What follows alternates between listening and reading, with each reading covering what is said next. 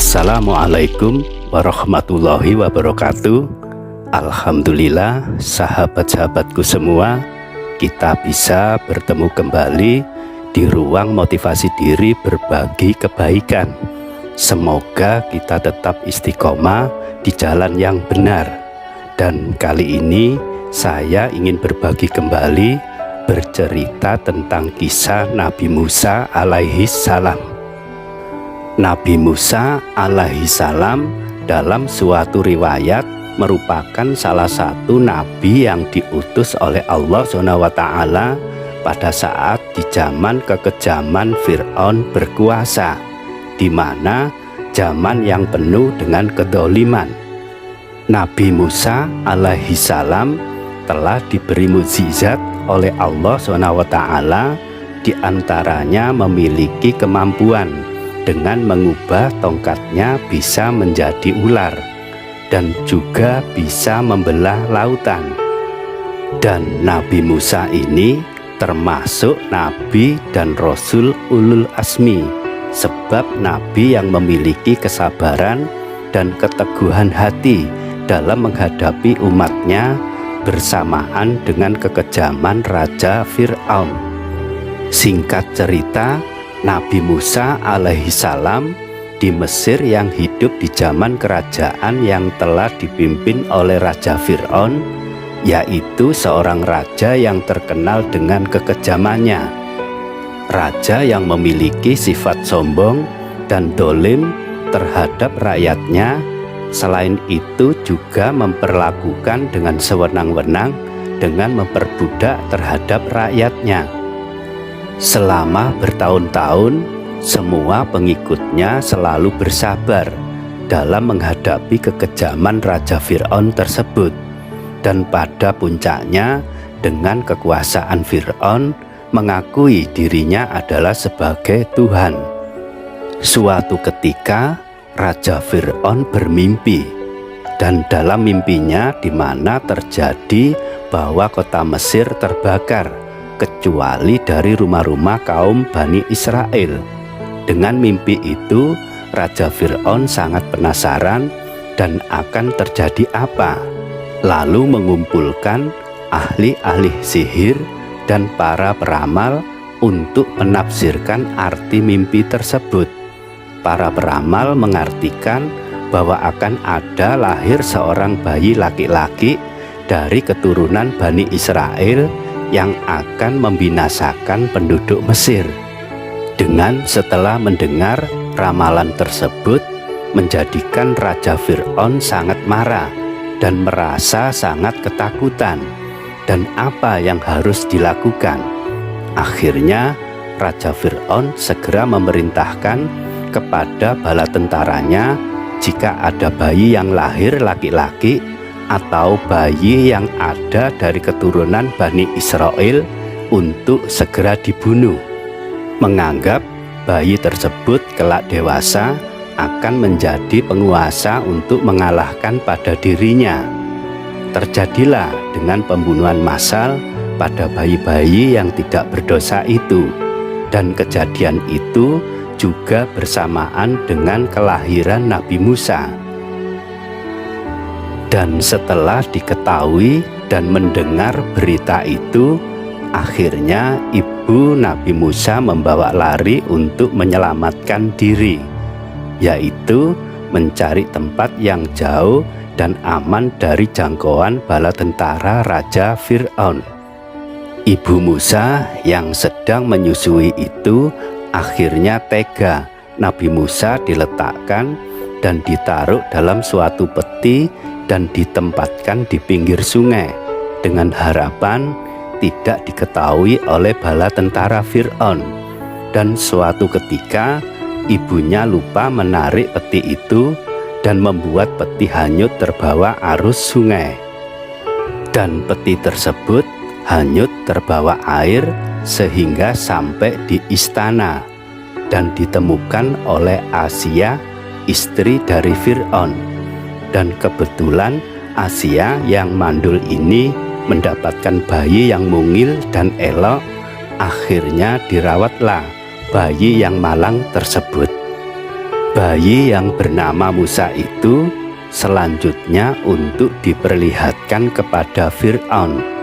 Akhirnya Musa yang masih bayi itu dirawat dan didatangkan oleh beberapa ibu untuk disusui. Namun anehnya bayi Musa ini menolak kepada ibu-ibu yang hendak ingin menyusuinya.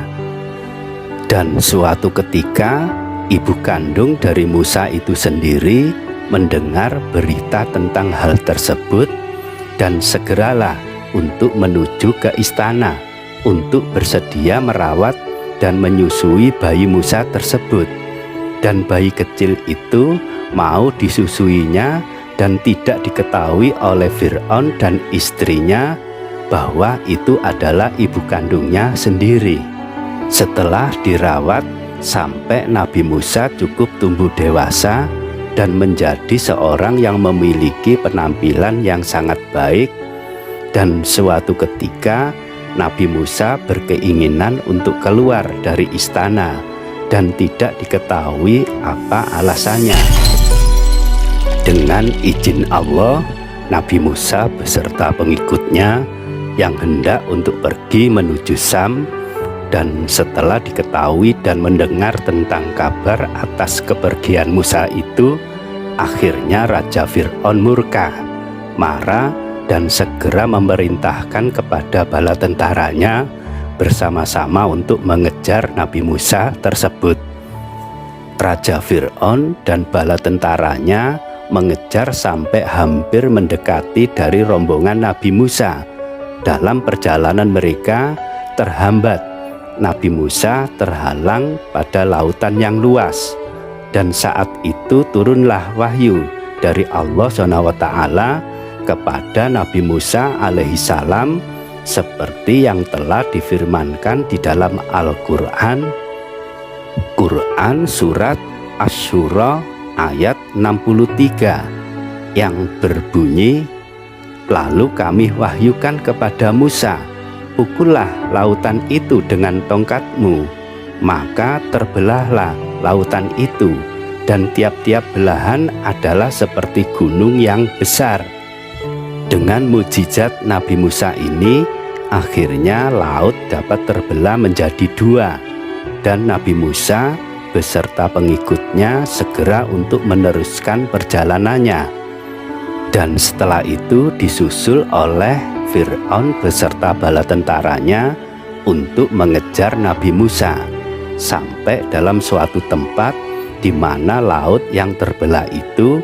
Dan ketika Nabi Musa dan pengikutnya telah berhasil melewati laut sampai di tepi lautan yang terbelah itu, dan apa yang terjadi seperti yang sudah diriwayatkan di dalam Al-Quran, Quran Surat Asy-Syura ayat 64 sampai dengan 66 yang berbunyi, "Dan di sanalah kami dekatkan golongan yang lain, dan kami selamatkan Musa dan orang-orang yang besertanya semuanya, dan kami tenggelamkan golongan yang lain itu."